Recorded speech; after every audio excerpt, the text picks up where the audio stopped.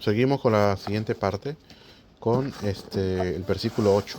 Y el eterno Dios plantó un jardín en Edén, al oriente, y puso allí al hombre que había formado. Quiere decir,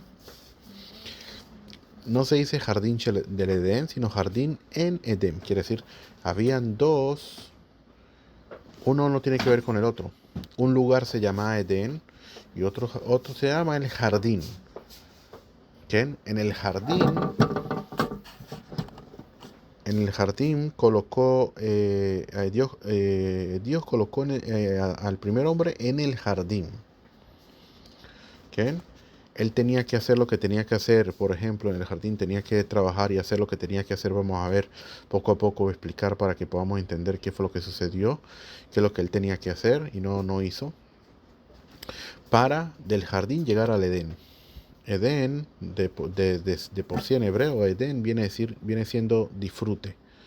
Quiere decir de que él, al estar en el jardín, él tenía que hacer lo que tenía que hacer para poder llegar al Edén. Y en el Edén, ahí ya llegaría el momento del disfrute de él. Como está escrito que en el mundo venidero no existe, en el mundo venidero no hay el mundo espiritual, ¿sí?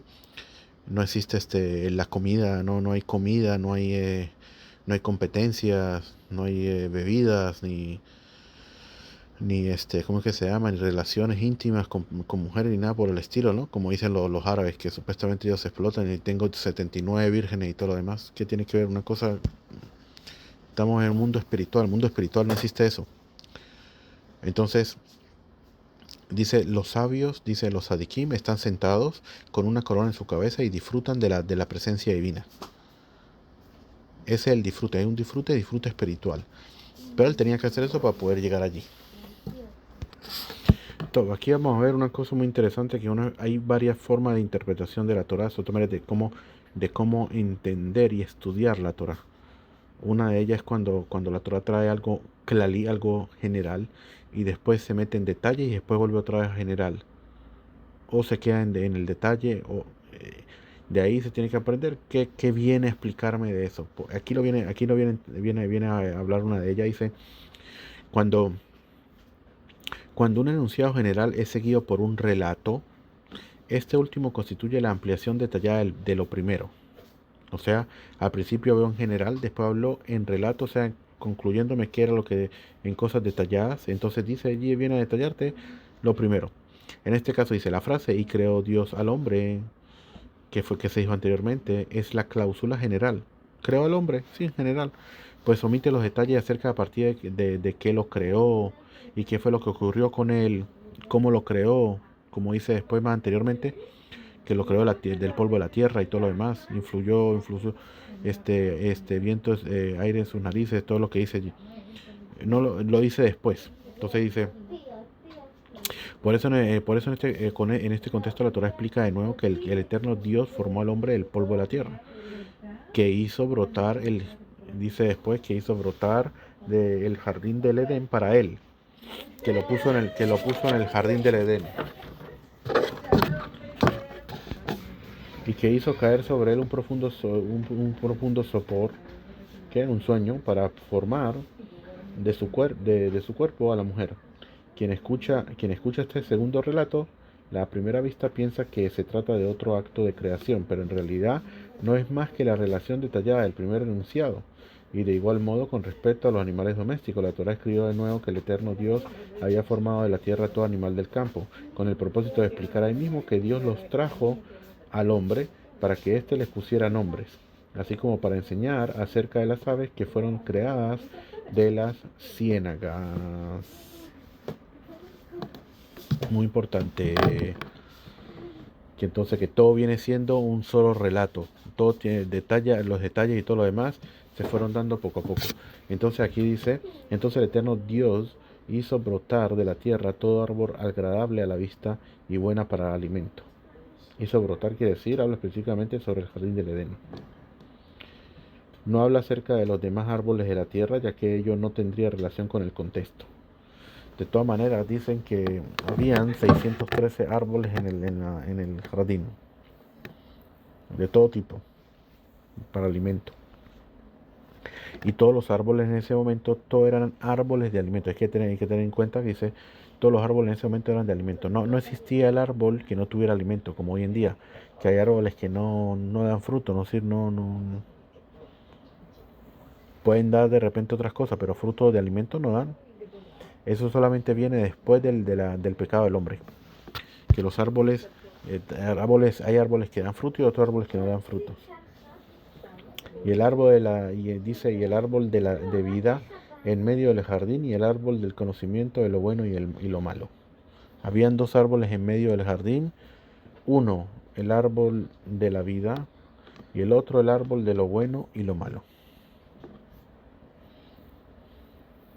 O sea, el árbol de la vida eterna. Y el conocimiento de bien y mal, viene siendo que la persona tiene conciencia de lo malo. O sea, que él solamente al principio, él sabía lo bueno, se regía por lo bueno, y lo malo estaba fuera de él. Él sabía que existía lo malo, pero eso no le afectaba a él. Él siempre se regía por el bien. Solamente que después que comió, entonces él se metió lo malo dentro de él. Y él ya empezó a confundirse entre lo bueno y lo malo. Ahí empezó la confusión.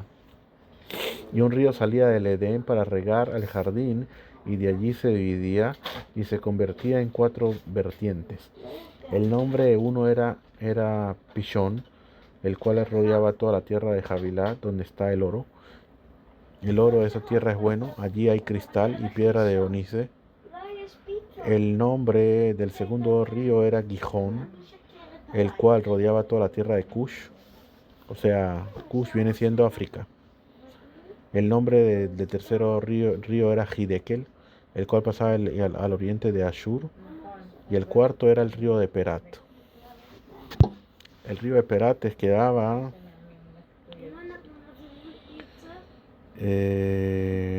Hidekel. De por sí, fíjate, todos esos quedaban cerca de Israel, pero dice que Gan Eden en verdad quedaba en Israel, en toda esta parte. Lo que va a ser la tierra de Israel en un futuro. Porque el río de Perat queda para la parte donde estaba Babilonia, que hoy en día es Irak. Todavía está ese río allí. El río de Arperat. No acuerdo en español cómo se habla, cómo se dice. Que dice que es el río más importante de todos los 4.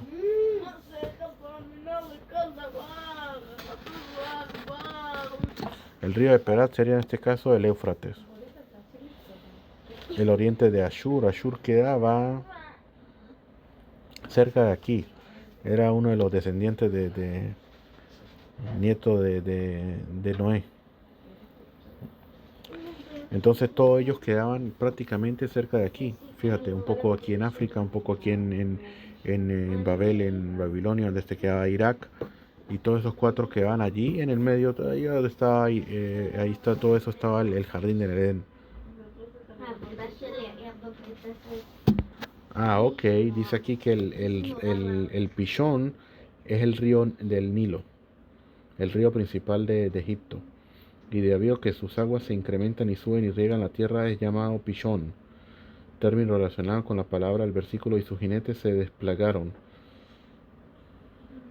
Entonces dice aquí otro versículo, dice, porque hace crecer el lino, como se declara con respecto a los egipcios, los que urden lino se avergonzará. Entonces ahí trae versículos como en forma de veracidad de lo que él está hablando, que está hablando que ese es Pishón es Nilo.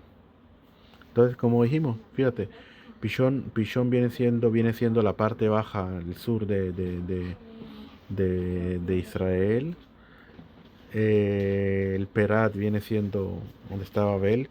El Kush viene siendo donde estaba África, y Ashur quiere decir de que queda para la parte de arriba. Imagino que esos son los cuatro puntos.